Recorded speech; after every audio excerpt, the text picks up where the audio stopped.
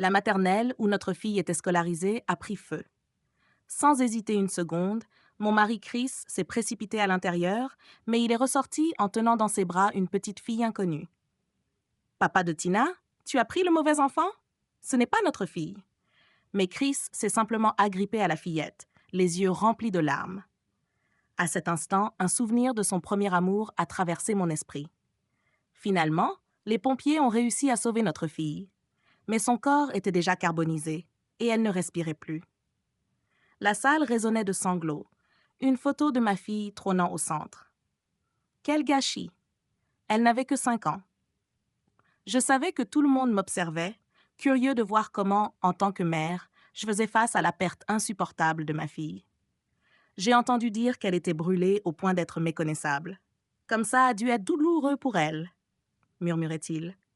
Chaque mot était une lame qui s'enfonçait dans ma poitrine. Je pensais ne plus avoir de larmes à verser, mais leurs paroles troublaient ma vision, et je peinais à rester debout. Chris s'agenouilla à mes côtés, fixant la photo de notre fille, son visage dénué de toute émotion, plus froid encore que celui des étrangers présents. J'entendis quelqu'un chuchoter derrière moi. Chris n'a jamais aimé Dolores. Maintenant que leur fille est morte, ce mariage de façade va sûrement prendre fin. Une autre voix ajouta. Dolores l'a bien cherché en forçant Chris à l'épouser, en le menaçant avec l'entreprise. Chris et Flora étaient faits l'un pour l'autre. Maintenant que l'enfant n'est plus là, il retournera sûrement vers elle. Les larmes coulaient sur mon visage alors que je forçais un sourire. Oui, à l'université, Chris et Flora étaient inséparables. Bien que Flora ne vienne pas d'une famille riche, elle était brillante et douce, et leur relation faisait parler tout le campus. Mais lorsque la famille de Chris lui a arrangé un départ à l'étranger, Flora a été sommée de s'éloigner de lui. J'ai poursuivi Chris à l'étranger, l'obligeant à m'épouser en lui promettant une alliance entre nos familles. Tout le monde savait qu'il détestait notre mariage. Mis à part la nuit de noces, il était rarement à la maison, et je devais compter sur Flora pour avoir des nouvelles de lui. Au début, je suis allée la confronter, mais c'est Chris qui a ouvert la porte, me regardant de haut avec des yeux glacials. Le mariage est conclu, et nos deux familles en profitent. Que veux-tu de plus? Laisse Rusy tranquille. Après cela, je ne suis jamais retournée le voir. Dans notre famille bancale et dysfonctionnelle, notre fille a grandi avec insécurité, comprenant instinctivement qu'il se souciait réellement d'elle. Elle aspirait à l'amour de son père, mais n'osait jamais l'approcher, se contentant de l'observer de loin avec des yeux méfiants. En revanche, la fille de Flora recevait aisément l'affection de Chris. Et lorsqu'il s'est précipité hors des flammes en portant sa fille, j'ai compris que ses sentiments pour Flora n'avaient jamais changé. Il l'avait toujours aimée, au point de sacrifier son propre enfant. Une fatigue écrasante s'empara de moi, et je fus incapable de prononcer le moindre reproche. C'était comme si une lame tranchait sans cesse mon cœur, la douleur se propageant dans tout mon corps, faisant trembler mes mains et inondant mes yeux de larmes. En regardant la photo de ma fille, son doux visage me sembla réapparaître devant moi. Ma respiration se bloqua, ma vision s'assombrit et je m'effondrai. À travers le brouillard, je vis le regard indifférent de Chris se poser sur moi. Quand je me réveillais, j'étais entourée de gens, dont beaucoup m'étaient inconnus, principalement des partisans des familles Wen et Sui. Autrefois, j'aurais trouvé leur fausse sollicitude risible, mais face aux yeux vides de Chris, je me dis que parfois, il valait mieux que les gens fassent semblant de se soucier de vous. Je me redressai et souris. Je vais bien, inutile de vous inquiéter. Plus tard, lorsque nous fûmes seuls dans la pièce, je demandai « Chris, regrettes-tu de ne pas avoir sauvé notre fille à la place ?» Il tira sur sa cravate. La fille de Flora était plus proche de moi. Dans cette situation, j'ai dû choisir l'option la plus sûre. Je forçai un sourire. « Vraiment? Il semble que j'ai mal interprété tes intentions. » Le visage de Chris se ferma. « Dolores, ce qui importe maintenant, c'est d'organiser correctement les funérailles de Tina. Pas de s'attarder sur ses pensées infondées. » Une notification sur mon téléphone attira mon attention. C'était une photo envoyée par Flora, montrant sa fille souriante aux côtés de Chris, lui aussi visiblement heureux. La douleur et l'étouffement s'enroulèrent autour de moi. Ma fille est morte dans cet incendie et son dernier regard a été pour son père, sauvant une autre enfant. Ses mains, tendues pour demander de l'aide, ont été dévorées par les flammes. Chris, la fille de Flora, a besoin de toi.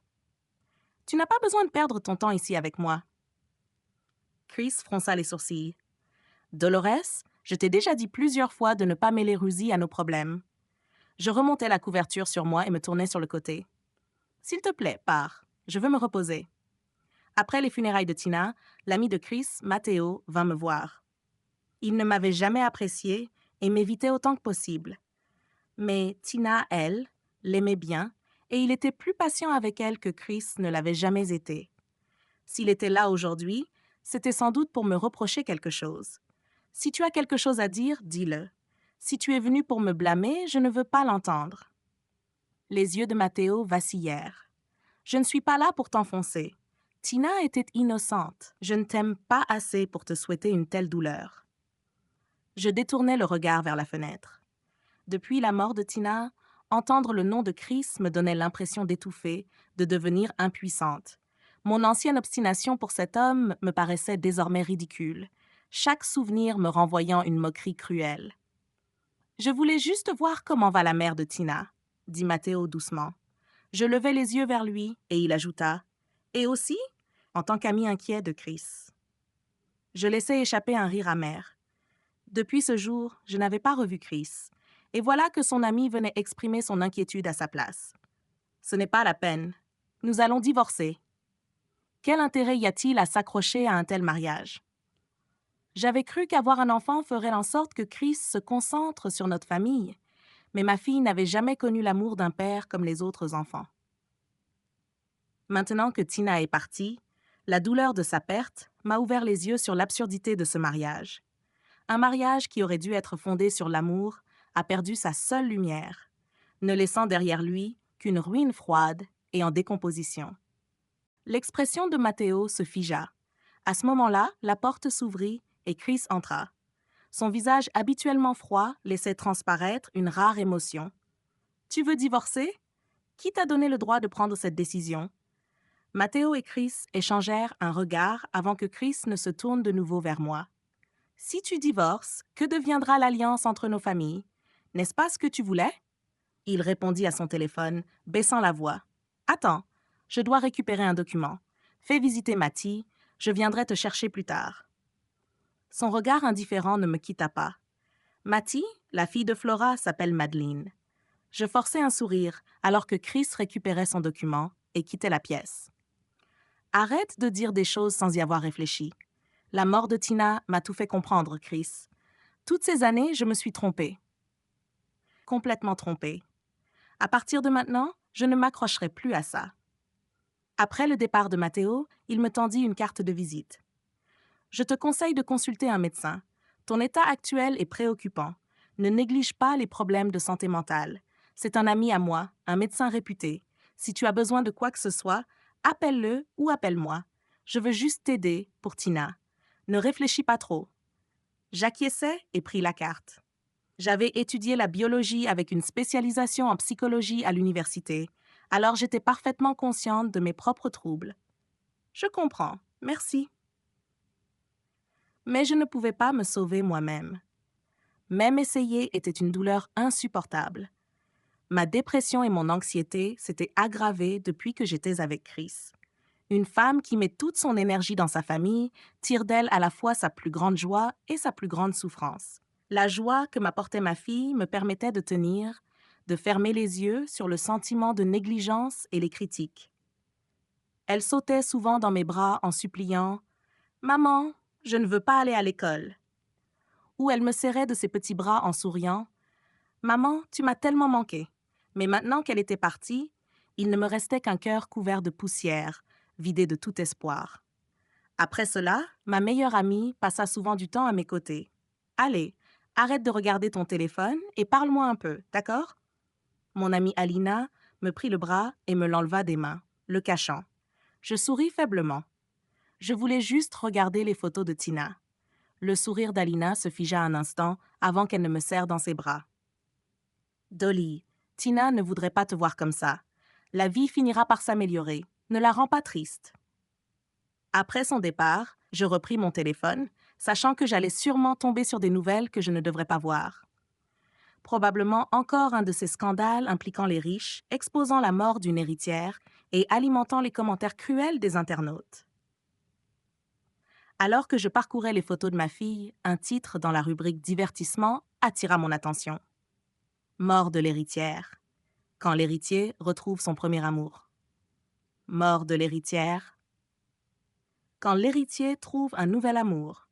Sur la photo accompagnant l'article, on voyait Flora agrippant la manche de Chris, levant les yeux vers lui. Je m'attendais à ce que Chris retourne auprès de Flora après la mort de notre fille, mais pas aussi vite. Alors que les médias couvraient largement le décès de ma fille, Chris, lui, avait déjà retrouvé Flora et était tombé amoureux d'elle. Le bracelet à son poignet scintillait sous la lumière du soleil. Je l'avais déjà vu dans le bureau de Chris. Il était dans une boîte en velours bleu, bien en évidence sur son bureau. Je l'avais pris avec un sourire, mais Chris m'avait immédiatement réprimandé. « Qui t'a dit que tu pouvais toucher à mes affaires, Dolores? Combien de fois dois-je te rappeler pourquoi je t'ai épousée? » J'avais refermé la boîte et quitté son bureau sans un mot. C'était donc pour Flora. Je me souvenais de la première fois où j'étais tombée amoureuse de Chris à l'université. J'essayais toujours de lui prouver ma sincérité avec de l'argent. Le poursuivant presque obsessionnellement. Le suivant partout. À l'époque, personne ne savait que j'étais l'héritière de la famille Sui.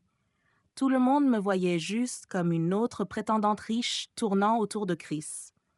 Je lui tirais souvent sur la manche. « Chris, tu as des plans pour le déjeuner? On mange ensemble? C'est moi qui invite. Tes amis peuvent venir aussi si tu veux. » Chris me tapotait à tête avec légèreté. « T'es riche ou quoi, à vouloir tout le temps inviter les autres? » Je faisais la moue. « Si je n'ai plus d'argent, tu me couvriras? » À cette époque, je croyais sincèrement que Chris m'aimait. Alors j'avais laissé mes sentiments grandir, ignorant toutes les rumeurs sur Flora. Mais plus le temps passait, plus Chris devenait froid et impatient envers moi. « Dolores, concentre-toi sur toi-même. Après tout, tu devras bien reprendre l'entreprise familiale un jour, non? » Quand un journaliste révéla mon identité, cela provoqua un véritable scandale à l'université. Je ne m'attendais pas à ce que Chris utilise cela comme excuse pour s'éloigner de moi. Je lui avais souri maladroitement. « Tu es en colère? Je voulais te le dire, mais j'avais peur que ça crée une distance entre nous. » Il m'avait interrompu froidement. « Je m'en fiche.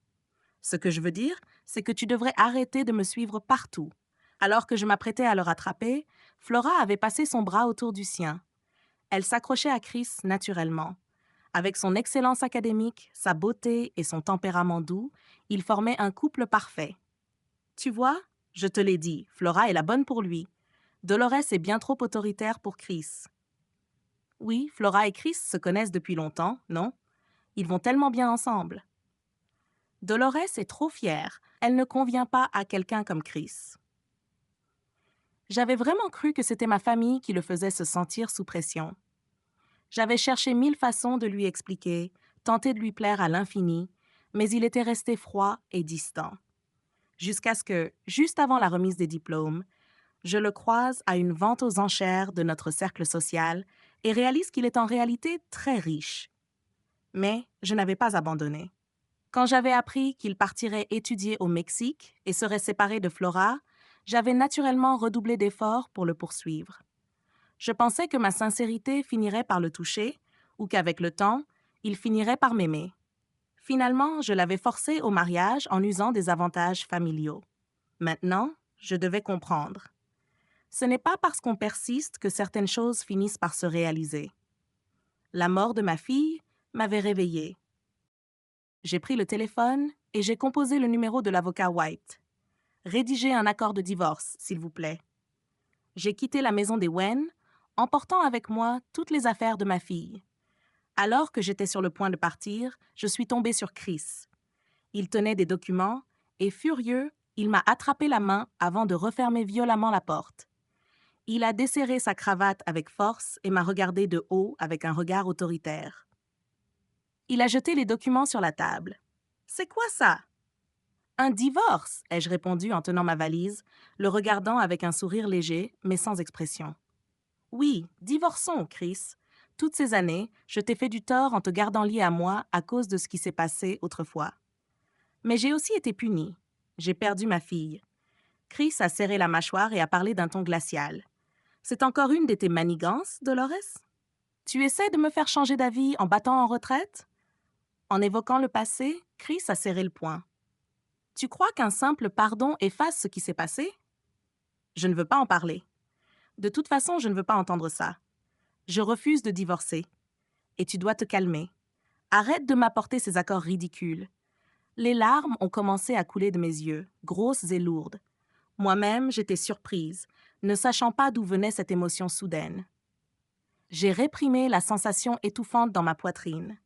Parlant lentement, j'ai dit « Je me suis obstinée à m'accrocher à toi tout ce temps, Chris. J'ai compris mon erreur.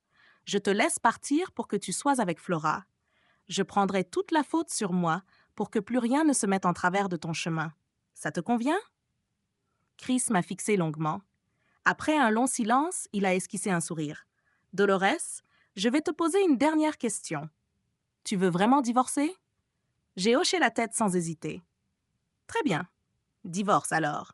Je t'avais donné une chance. » Il a signé les papiers du divorce d'un trait sec et s'est éloigné. Flora est venue me voir. Elle était accompagnée de sa fille et portait un panier de fruits. « Dolores, ça fait longtemps. » Oui, en effet, cela faisait longtemps. Depuis mon départ pour le Mexique avec Chris, je n'avais plus revu Flora. À l'époque, quand j'avais entendu dire que Chris l'aimait, je l'avais confrontée. « Flora, est-ce que tu sors avec Chris? » Flora m'avait souri. Je ne suis pas à l'aise pour répondre à cette question. Désolée. Je lui avais souri en retour. Alors, je vais supposer qu'il n'y a rien entre vous. L'expression de Flora s'était figée, puis elle avait forcé un sourire. Mademoiselle Jus, tu peux penser ce que tu veux, mais d'autres ne voient peut-être pas les choses de la même façon. En plus, tu poursuis Chris depuis si longtemps. S'il y avait eu une chance pour vous deux, ça ne se serait-il pas déjà produit? S'il t'aimait vraiment, pourquoi aurait-il laissé courir ces rumeurs sur nous? J'avais fait semblant de ne pas comprendre ces sous-entendus. Peu importe. Tant que vous n'êtes pas ensemble, j'ai encore une chance. En repensant à tout cela, je me souvenais de mon arrogance et de ma confiance d'autrefois. Aujourd'hui, tout cela me semblait être une plaisanterie. Flora semblait avoir perdu son apparence frêle d'autrefois. Désormais, elle rayonnait, bien nourrie, semblable à une fleur soigneusement entretenue. Toutes ces années, même après m'avoir épousée, Chris n'avait jamais cessé de prendre soin d'elle. Je m'étais totalement trompée. Dolores, je ne te veux aucun mal. Je suis venue te donner un conseil. Je regardais le visage innocent de sa fille et une douleur vive me traversa. Si ma petite Tina était encore en vie, elle serait aussi douce et adorable. Dis simplement ce que tu as à dire, Flora.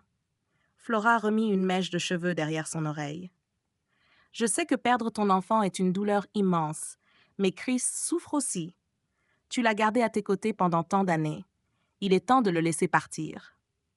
Elle caressa la tête de sa fille comme si elle cherchait à me provoquer. Tu ne comprends donc pas? Celle qui a survécu, c'est ma fille, une enfant qui n'a aucun lien de sang avec lui. Ces mots me transpercèrent comme une lame. Laisse-nous tranquilles, Dolores. Il ne t'a jamais aimé, et maintenant, tu as perdu ton seul atout. Pourquoi t'humilier davantage? Je répondis froidement. Mon enfant n'a jamais été un atout. Si tu continues à parler d'elle, je n'hésiterai pas à te jeter dehors. Le visage de Flora se décomposa. Et puis, si Chris et toi êtes si amoureux, pourquoi viens-tu me demander de partir? Elle serra les poings, le teint livide. Mais je ne vais pas m'attarder là-dessus. Chris et moi allons bientôt divorcer. Les papiers sont signés. Tu n'as plus besoin de revenir me voir. Un sourire finit par se dessiner sur son visage. En la regardant s'éloigner, je poussai un long soupir. Autrefois, je la méprisais, mais à cet instant, c'était moi qui avais l'air d'une idiote devant elle. Toutes ces années à me battre pour l'amour de Chris. Il m'a fallu perdre ma fille pour comprendre à quel point il était vain de s'accrocher à un amour impossible. Dès que j'eus signé l'accord de divorce avec Chris, je partis immédiatement à l'étranger. J'avais décidé de m'installer ailleurs. Matteo m'accompagna. Accoudé à la rambarde, je fumais cigarette sur cigarette. La fumée tourbillonnante et la brûlure dans ma gorge m'aidaient à oublier mon chagrin. Pourquoi tu insistes pour me suivre? Si tu me détestes, dis-le clairement. Je n'ai pas la force de te gérer. Laisse-moi tranquille. Matteo me fixa longuement en silence, puis il murmura. Tu sais que tu ne vas pas bien, n'est-ce pas? Pourquoi tu ne vas pas voir un médecin? Pourquoi avoir quitté ton oncle et ta tante pour venir ici seul? Qu'est-ce que tu cherches à faire? Je souris légèrement. Quoi? Tu as peur que je me suicide? Ses yeux se remplirent d'émotions complexes, comme si mes mots avaient réveillé quelque chose en lui. C'est pas le cas? Tu vas rester accroché à ça toute ta vie? Ne pas avoir l'amour de Chris va te détruire à ce point? Tu as oublié à quel point tu étais forte et pleine de vie autrefois. Tu comptes vraiment passer le reste de ton existence prisonnière d'un amour perdu, d'une famille qui n'existe plus? Une famille? Mais dans cette famille, où est ma fille? Si je n'y pense pas, qui se souviendra d'elle? Je baissai les yeux, aspirant une bouffée de fumée avec lassitude. Matteo, est-ce que tu m'aimes? Il se figea, la mâchoire crispée. Avant qu'il ne puisse répondre, je poursuivis. Quand as-tu commencé à m'aimer? À l'université ou après mon mariage? Tu crois qu'après avoir été abandonné, humilié par tout notre cercle et après avoir perdu ma fille, tu peux facilement jouer les sauveurs et être avec moi? Cette idée me dégoûte. Ces mots durs auraient certainement suffi à faire partir Matteo, fier comme il l'était. Pourtant, au lieu d'entendre des pas s'éloigner, j'entendis sa voix résignée. Oui, je t'aime. Mais je ne savais pas que tu étais malheureuse dans ton mariage. C'est Tina? Elle espérait que je puisse être son papa. Elle disait qu'elle voyait rarement Chris à la maison, mais qu'elle le voyait souvent chercher d'autres enfants à la maternelle. Mon cœur se figea. Chris rentrait rarement et ton sourire disparaissait peu à peu. J'étais sous le choc. Tina, ma fille, était si jeune. Je n'avais jamais imaginé qu'elle puisse faire le lien entre mon bonheur et Chris. Je lui disais toujours, « Tina, papa te manque? Papa rentrera dans quelques jours. Papa est juste en voyage d'affaires. Comment ne pourrait-il pas aimer Tina? Papa nous emmènera au parc d'attractions et on invitera tes amis, d'accord? » Et ma petite fille me serrait la taille, s'appuyant contre moi avec une confiance infinie, murmurant doucement. « D'accord, maman. » Une enfant aussi jeune me consolait-elle? Je plaquai une main tremblante contre ma bouche, mes larmes brouillant instantanément ma vision. « Tina? » Je m'effondrais, submergée par une douleur que j'avais tenté d'oublier. L'eau scintillait devant moi, mais mon esprit était envahi par l'image du visage délicat de ma fille. L'air et la brise semblaient se transformer en milliers de lames invisibles, rendant mon chagrin insupportable. Je me mis à sangloter, frappant ma poitrine de désespoir. Ma fille, ma Tina, maman est tellement désolée. Matteo me prit dans ses bras, serrant mes mains. Frappe-moi, Dolores. Mais ne pleure pas. Ne pleure pas. De retour chez moi, je fouillais machinalement dans les affaires de ma fille quand je tombais sur une vieille lettre que j'avais écrite à Chris. À l'époque, en le poursuivant, j'avais tout essayé. Je n'avais jamais rien fait d'extravagant, j'avais toujours été sincère et honnête. Cette lettre, longue de plusieurs pages, était emplie de mes sentiments pour lui. Pourtant, elle m'avait été renvoyée, intacte. C'est Flora qui me l'avait remise. Désolée, Dolores. Chris m'a demandé de jeter quelques vieilleries pour lui. En voyant ton nom dessus, j'ai pensé que tu voudrais la récupérer.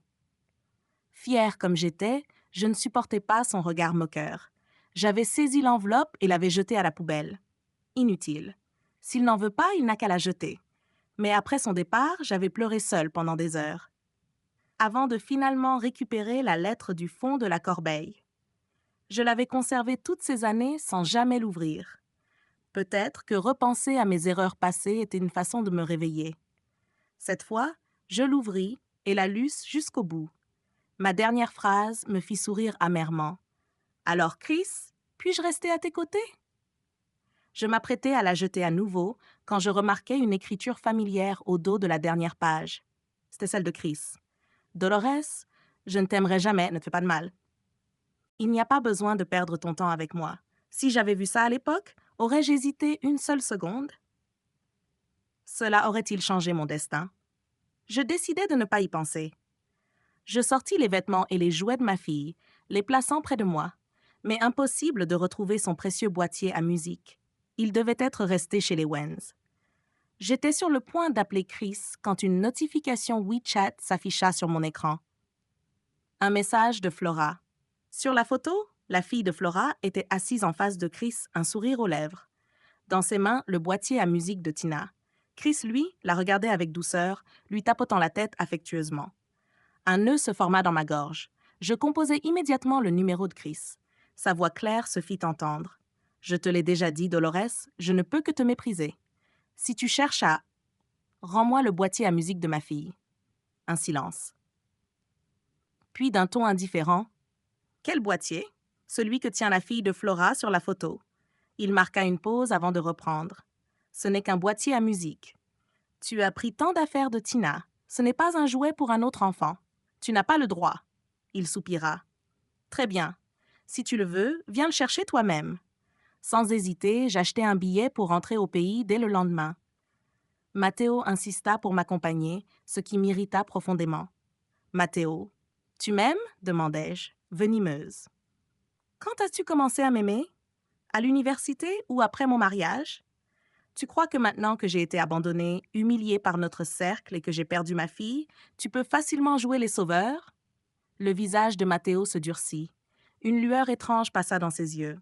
Je me figeai. Ces mots, je les avais déjà prononcés. Mon esprit s'emballa, cherchant frénétiquement à se rappeler quand. Des images défilaient en flash devant moi, mais dès que j'essayais de les saisir, elles disparaissaient, ne laissant qu'un vide immense. Matteo attrapa mon bras, son regard empreint d'inquiétude. « Dolores ?» Mes doigts tremblaient. Rien, je ne pouvais pas me souvenir. Les larmes coulèrent sur mes joues. Matteo me serra dans ses bras. « On va à l'hôpital, maintenant. » Dissociation amnésique et dépression sévère. Je fixais le diagnostic pendant de longues minutes. J'essayais de sourire ironiquement, mais j'étais épuisée, vidée. Matteo me tenait fermement la main, plus anxieux que moi. « On va suivre un traitement, d'accord ?» Pour Tina. Une lueur vacillante traversa mon regard. Je revis Matteo emmener Tina jouer. « Oncle, on peut demander à maman de venir avec nous? Je veux qu'on sorte tous les trois. » Matteo me jetait toujours un regard indéchiffrable avant de pincer doucement la joue de Tina. « Ta maman n'a pas trop envie de sortir, mais oncle t'emmène et on s'amusera encore plus, d'accord ?» Je n'avais jamais cherché à comprendre cette expression dans ses yeux, mais aujourd'hui, je la reconnaissais. Un mélange de nervosité, de douceur et d'espoir. Je hochai lentement la tête. D'accord, la dissociation amnésique était pire que je ne l'avais imaginé. Ce jour-là, il pleuvait. Matteo et moi étions en train de nous promener quand la fine pluie se transforma en averse battante, nous obligeant à chercher refuge sous un pavillon. Perdu dans mes pensées, je me souvins soudainement de quelque chose et saisis la main de Matteo. « C'est de ta faute. Tu as insisté pour que je sorte et j'ai oublié d'aller chercher Tina. » L'expression de Matteo se figea, ses yeux tremblants. « Dolores, où comptes-tu aller chercher Tina? » Je fronce les sourcils et lui échappais brusquement. « Qu'est-ce que tu veux dire où? J'ai emmené Tina en Allemagne pour jouer et je l'ai laissée chez les Smith.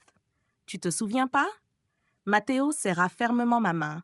Son visage se tordit de douleur. « Dolores, tu es malade. Tina est partie. »« Qu'est-ce que tu racontes, Matteo? C'est toi qui es malade. » Une voiture passa à grande vitesse.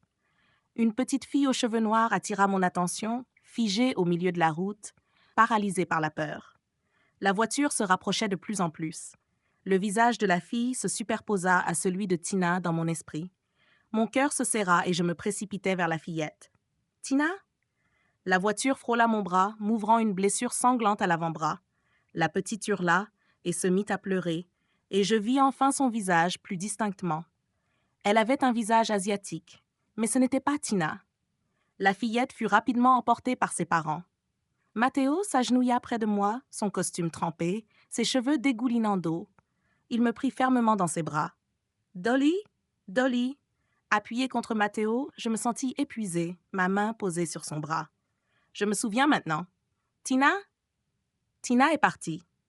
Quand je repris connaissance, je me retrouvais allongée dans un lit d'hôpital. Je fronçais les sourcils en me frottant le front, la douleur envahissant tout mon corps. La pièce était vide, mais j'entendais des voix qui s'énervaient dehors. Je jetai les couvertures et me levai. En m'approchant, une voix familière parvint à mes oreilles. « Matteo, Que veux-tu dire? Ai-je besoin de ta permission pour voir Dolores? Vous êtes divorcés, n'est-ce pas? Vous n'avez plus de lien. Je suis encore son ex-mari, celui qui a vécu avec elle pendant de nombreuses années. Laisse-moi passer, Chris. Je n'ai pas envie de discuter de votre relation.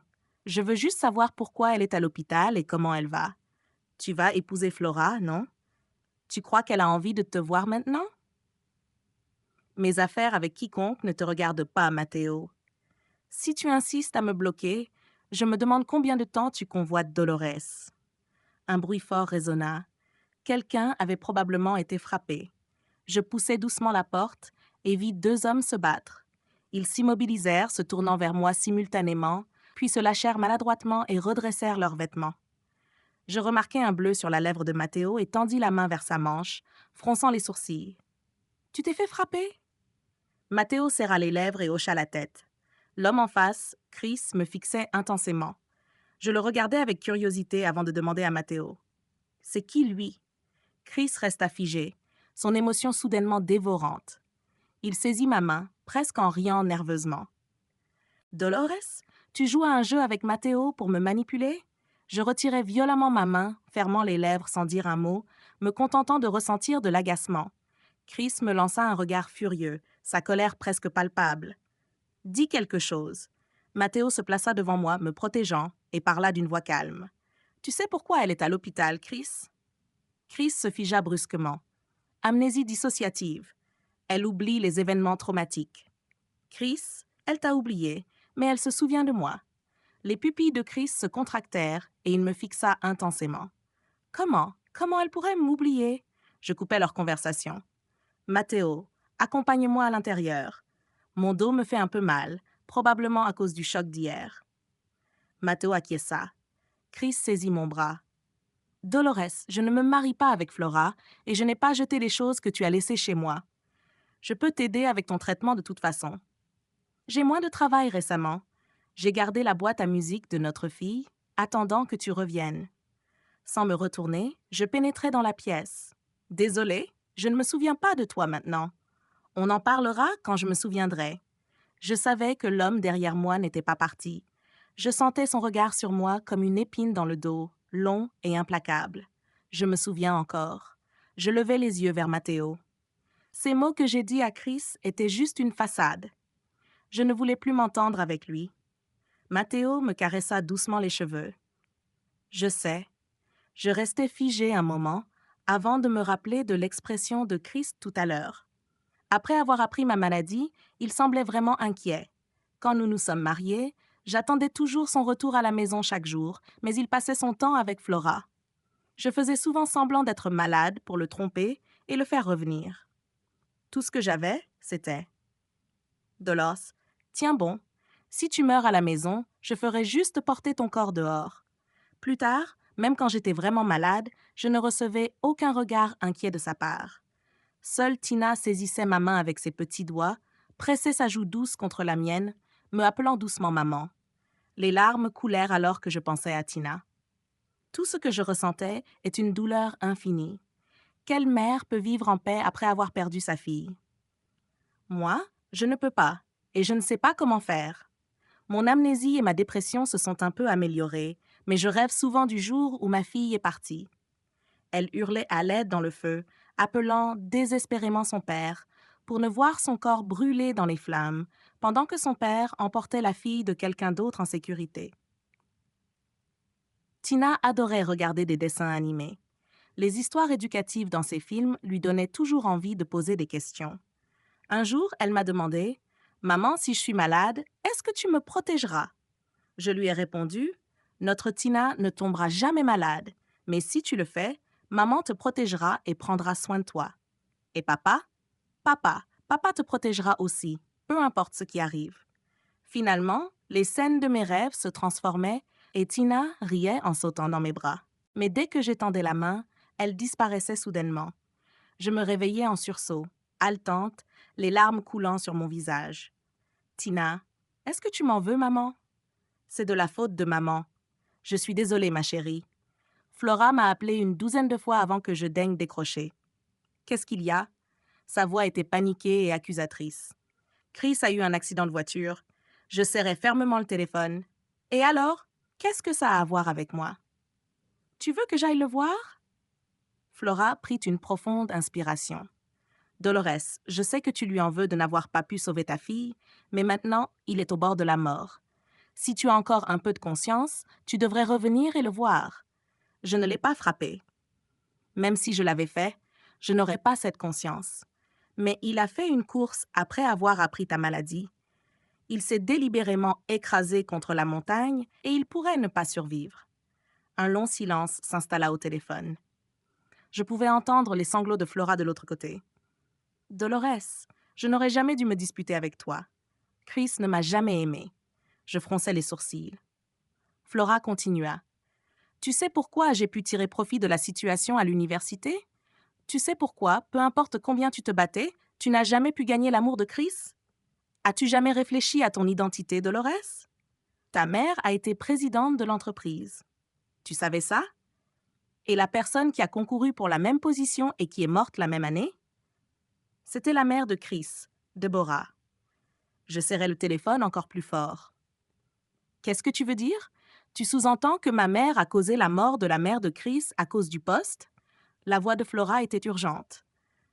De toute façon, c'est la raison pour laquelle Chris est resté près de toi, mais t'a toujours repoussé. Alors, c'était ça, la raison pour laquelle Chris croyait toujours que je privilégiais mes propres intérêts et que je n'hésitais pas à tout faire. Il croyait même que notre fille était un outil que j'utilisais pour le garder. Je trouvais soudainement tout cela absurde. Il est au bord de la mort maintenant. J'espère que tu pourras venir le voir. C'est aussi une victime. Il a perdu sa mère à 14 ans, Dolores. Je l'interrompis brusquement. Flora, je n'ai jamais empêché Chris de révéler ses secrets. Et puis, je ne crois pas que ma mère ait fait une chose pareille. Entre Chris et moi, tout s'est terminé quand ma fille est partie. S'il m'a jamais aimée, alors tout cela était son propre choix. Personne ne l'y a forcé. Plus tard, Matteo m'apporta la boîte à musique. Il apporta aussi une lettre de Chris. Dans la lettre, il semblait être une personne différente. Elle était longue, très longue, comme s'il avait peur de ne jamais avoir d'autre chance de parler. Je suis désolée, Dolores. Le jour de mon accident de voiture, papa a pleuré. Il a dit que je n'arrêtais pas de mentionner ton nom. Après avoir hésité longtemps, il m'a enfin dit la vérité sur la mort de ma mère. Ils se disputaient et ma mère ne faisait pas attention. Elle a perdu le contrôle de la voiture et est morte dans l'accident. Je suis désolée, Dolly. Je suis désolée. Je n'ai jamais pu accepter la mort de ma mère et j'ai projeté toutes ces émotions complexes sur toi. Je t'aime. Depuis le moment où tu t'es approché de moi, mes yeux étaient toujours rivés sur toi. Mais je n'ai jamais pu accepter que je sois tombé amoureux de toi, alors je n'ai cessé de te tourmenter, ainsi que moi-même. Le jour où Tina est partie, je sais que cela peut sembler une excuse, mais je ne voyais pas notre fille à ce moment-là. La fille de Flora était plus proche, et c'est l'enfant de Flora que j'ai sauvé. La raison pour laquelle j'étais toujours proche de Flora, c'est que ma mère avait un jour été aidée par ses parents. Dolores, quand je t'ai vue malade et m'oubliant, une peur et une panique sans précédent m'ont envahi. Je n'ai pas pu accepter que tu m'oublies. Je suis désolée. Je sais que dire plus serait inutile. Cet accident de voiture est ma façon de me racheter. J'ai perdu mes jambes et je ne pourrai plus jamais me tenir debout.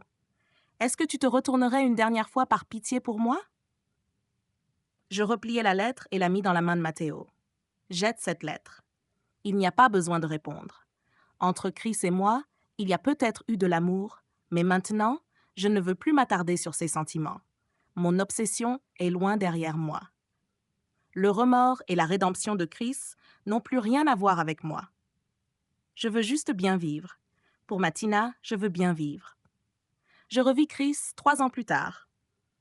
D'ici là, mon amnésie dissociative et ma dépression s'étaient largement guéries. Je marchais avec Matteo sur la place de Cologne.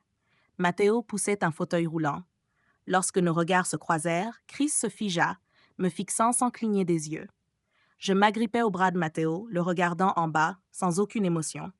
Les mains de Chris étaient posées sur ses genoux, les tenant fermement, son regard un mélange d'évasion et d'insécurité, mais il parla quand même. « Ça fait longtemps. » Je hochai la tête. « Ça fait longtemps. Comment ça va? » « Plutôt bien. Les yeux de Chris scintillèrent, remplis de culpabilité et de regret. À l'époque, cette lettre. Ne parlons pas du passé. Entre nous, ça fait longtemps que c'est fini. Des larmes coulèrent des yeux de Chris et je détournai le regard sans émotion. Des pigeons entouraient la fontaine à proximité. À cet instant, des colombes blanches s'envolèrent, vers le ciel bleu éclatant, vers le coucher du soleil. Leurs queues battantes me rappelèrent ce que ma fille avait dit un jour. « Maman, je veux être comme une colombe blanche aussi, voler haut et loin. » C'est trop beau. Maman, toi sois la colombe, maman. Volons loin ensemble. Tina, maman t'écoute. Voler vers la liberté, vers l'infini. Plus haut et plus loin. Dans certains moments, à chaque choix que je fais, Tina semble être près de moi. Toujours. D'une autre manière. Près de moi.